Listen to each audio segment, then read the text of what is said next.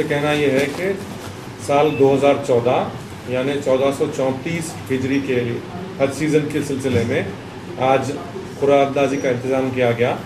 खुरा अंदाज़ी सेंट्रल हज कमेटी के ज़रिए, सेंट्रल सर्वर के ज़रिए, कंप्यूटर के ज़रिए इसको खुरा निकाला गया और उस खुरा को हम यहाँ बटन दबाने के बाद यहाँ हम देख पाए। चूँकि हरम शरीफ में एक्सटेंशन का काम चल रहा है, तोसी का काम चल रहा है, इस सिलसिले में तमाम ममालिक के कोटा में कमी की गई है, 20% कमी की गई है। तो हमारे मुल्क के, हिंदुस्तान के लिए भी 20% कट किया गया है। गुज़िश्ता साल 1,20,000 का हमारा कोटा था हज कमेटी का, वो कम होकर सिर्फ 1 लाख रह गया। तो उस हिसाब से आंध्र प्रदेश के लिए 5,380 का कोटा दिया गया है। 5,380 के कोटे में 1476 उन लोगों के लिए रिज़र्व किया गया है जो 3 बार से ज़्यादा अप्लाई कर चुके हैं और उनको नहीं मिला है, ऐसे लोगों के लिए। और जिनकी उम्र 70 साल से ज़्यादा है, ऐसे लोगों के लिए कुछ सीटें रिज़र्व की गई हैं, वो 1476 हैं। तो इनको निकालने के बाद 3,904 सीट्स के लिए खुरा निकाला गया और वो खुरा अभी शुरू कर दिया गया है। अनंतपुर से शुरू किए हैं, उसके बाद हैदराबाद का किए हैं और हमारी कोशिश ये है कि तमाम ज़्यादा से ज़्यादा लोग जाएं। अब देखते हैं कि किसी रियासत में किसी किस्म की कोई कमी पड़ जाए कोटे में, तो वहाँ का कोटा दोबारा फिर दूसरे रियासतों में बांटा जाता है। फ़िलहाल हमारा टोटल कोटा है हज कमेटी के ज़रिए 5,380, जिसमें 70 साल से ज़्यादा उम्र के लोगों के लिए और 3 बार से ज़्यादा अप्लाई कर चुके और नाकाम लोगों के लिए 1476 सीट अलग कर दिए गए हैं। 3,904 सीट अवेलेबल हैं और जिसके लिए 16,607 एप्लीकेंट में से इन 3,904 को चुना जाएगा और वो प्रोसेस ऑलरेडी शुरू हो चुका है और ऑलरेडी इन प्रोसेस है। और आपके ज़रिए तमाम लोगों को मैं गुजारिश करना चाहूँगा कि किसी भी शख्स से, किसी भी व्यक्ति से आप रब्त ना करें। कोई भी शख्स, कोई भी व्यक्ति, इंक्लूडिंग माई सेल्फ और कमिश्नर और शुक्र साहब, इसमें किसी किस्म का रद्द-बदल नहीं कर सकते। हमारे हाथ में नहीं है, मिशन के हाथ में है। अल्लाह की तरफ से सारी चीज़ें होंगी।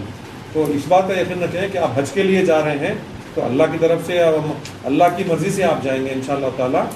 तो अगर किसी का नाम नहीं आए तो किसी और तरीक़ाकार को इख्तियार मत करें, सब्र करें और इस बात का यकीन रखें कि आपने जो दुआ की थी हज को जाने के लिए, वो दुआ रद्द नहीं होंगी। इंशाअल्लाह आपका वक्त ज़रूर आएगा। सर, इस साल जो भी आज़िम हज जा रहे हैं उनको खर्च क्या होगा? गुज़िश्ता साल की वजह इस साल बढ़ेगा क्योंकि सब्सिडी चूँकि हाँ, तो सेंट्रल चूँकि चेंजेस हुए हैं, एयरफेयर में चेंजेस हुए हैं, इसकी वजह से रेट में भी फ़र्क आया है। अभी 2 कैटेगरीज हमारे यहाँ हैं, अजीज़िया एक है और ग्रीन चैनल एक है। तो उसके रेट क्या है बताएं इंस्पोर्ट साहब? अभी रेट्स है नहीं, क्योंकि वो रियाल के हिसाब से रेट फिक्स करके अभी वो रेट 15 दिन में वो लोग फाइनल सेंट्रल एक्सपोर्ट करते हैं, वो रियाल के रेट के हिसाब से रहता है। जो लोग अभी खुरा में जो सेलेक्ट हो जाएंगे तो उनको पहली किस्त कितनी देनी होगी और उसकी पहली किस्त 80,000 की होगी और उसके लिए टाइम देंगे। अभी नहीं है, अभी वक्त है उसके लिए। डेट फिर आज डेट आई है, एक टेंटेटिव डेट आई लेकिन वो चेंज भी होगी। अब ये जो लोग सेलेक्ट हुए हैं इनके लिए दूसरा काम क्या होगा आप वो बताइए। जो लोग आके आपसे रिज्यूम हो या क्या करें? वो जो लोग सेलेक्ट हो गए हैं, जो लोग सेलेक्ट हो गए हैं वो लोग अखबार में देंगे हम, जैसे रेट आएगा वहाँ से रेट आते इतना टोटल रेट है और पहली किस्त आपको ये डेट को भरना है, उसको अखबार में ऐलान कर दिए मीडिया के द्वारा। बैंक रेफरेंस नंबर देते हैं। तब सेंट्रल का जो सब्सिडी दी जा रही थी उसको साल बाई साल जो है कम किया जा रहा है, उसको ये कम किया जा रहा है और 10 साल में मुकम्मल ख़त्म करना है उसकी वजह से। तो अब इस साल कितना उसके अंदर कम किया जाएगा हाजियों के लिए और उनको कितना ज़्यादा अदा करना होगा गुज़िश्ता साल के? जहाँ तक मेरे को मालूम है कमी वगैरह से कुछ नहीं हो रही है। 20,000 रुपये पर हाजी सब्सिडी मुकर्रर है, वो जो दी जाती है और अभी भी वो कायम है। टिकट में और जो कुछ भी होगा, हाँ, टिकट में वो तखफीफ की जाती है और जो भी फैसला होगा सुप्रीम कोर्ट का फैसला सबके लिए काबिल अमल होगा और सबके लिए काबिल कबूल होगा।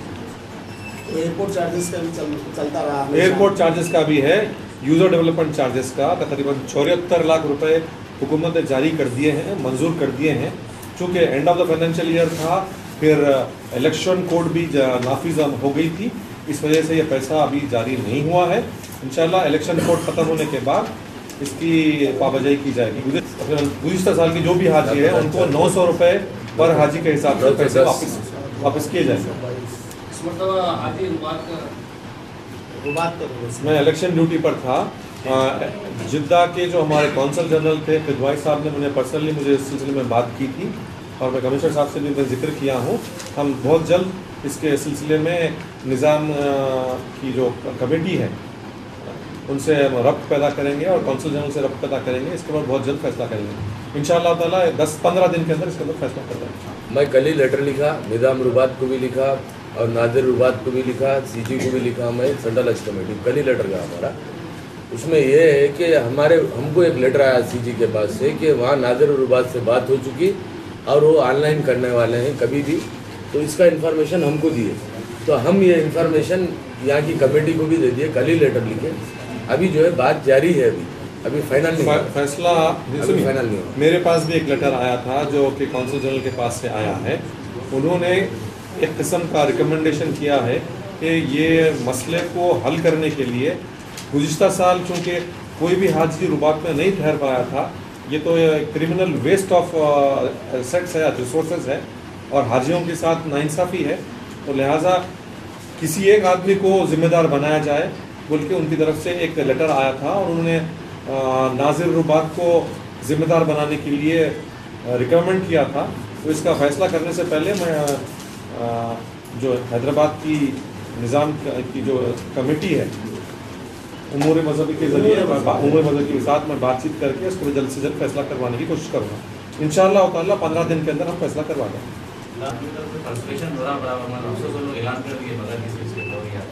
देखिए, एक इस बात का हम समझना चाहिए कि रुबात उनकी अपनी मिल्कियत निज़ाम की तरफ से उन्होंने उसको बनवाया था और उसके वो मालिक हैं और कस्टोडियन हैं। बेशक वक्फ बोर्ड कस्टोडियन ओवरऑल वक्फ प्रॉपर्टीज़, उनको उसका इख्तियार है, लेकिन ऐसी कोई काम नहीं करना चाहिए जिससे मामला और ज़्यादा पेचीदा हो जाए।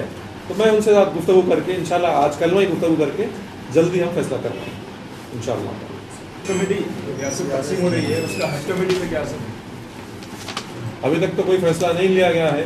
जो हज कमेटी बनाई गई थी रूल्स को फॉलो करके बनाई गई थी। इस बीच में एक हमारी पार्लियामेंट्री प्रोसीडिंग हुई है और रियासत के तकसीम का फैसला किया गया है, वो पार्लियामेंट ने किया है। तो जो लेजिस्लेचर होगी, जो पार्लियामेंट होगी, वो उसके ऊपर फैसला करेगी, हुकूमत फैसला करेगी। एज ऑफ टुडे जो हज कमेटी है तो है। 2 जून की बात तश्कील तेलंगाना के बाद अब ये जो लिस्ट है ये पूरे आंध्र प्रदेश की है, तो इस पर कोई ऐसा नहीं होगा कि 2 जून के बाद में जब मैं नहीं समझ सकता। जाता है नहीं, क्योंकि जो चीज़ आज फैसला हो पा गई है तो इसमें कोई चेंज होने का सवाल ही नहीं होगा ना।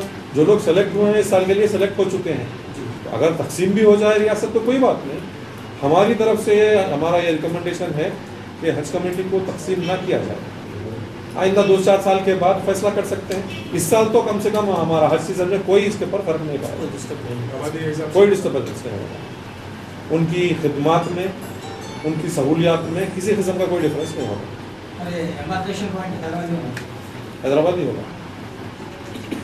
तो अब तक जो भी फैसला हो चुका है वो उसमें कोई चेंज नहीं आएगा।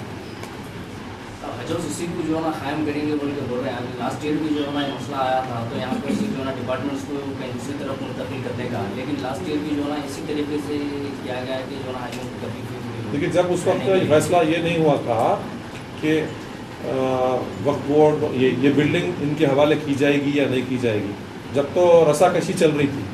अभी हमने अपनी तरफ से ऑफिशियल लेवल पे आपस में गुफ्तगू करके ये फैसला किया है कि इसको हज कमेटी के हवाले किया जाएगा चंद शराइत की बुनियाद पे और लीज़ की बुनियाद पे।